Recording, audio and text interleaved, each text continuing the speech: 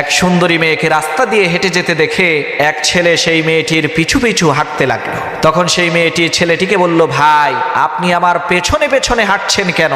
ছেলেটি বলল, হে অপরূপা সুন্দরী, আমি তোমাকে এক নজর দেখেই তোমার প্রেমে পড়ে গেছি। তোমার মতো এত সুন্দরী মেয়ে আমি কোনোদিন দেখিনি, আমি তোমাকে বিয়ে করতে চাই। তখন সেই সুন্দরী মেয়েটি ছেলেটিকে বলল, সর্বনাশ, তুমি বলো কি? আমার চাইতে সুন্দরী মেয়ে তুমি আর কখনোই দেখোনি? তুমি পেছনের দিকে চেয়ে দেখো, ওই যে দূরে যেই মেয়েটিকে দেখা যাচ্ছে সে আমার বোন, সে আমার চাইতেও অনেক সুন্দরী। এই কথা শোনা মাত্রই ছেলেটি মেয়েটিকে রেখে পেছনের দিকে দৌড় দিল দূরে থাকা মেয়েটির বোনকে দেখার জন্য।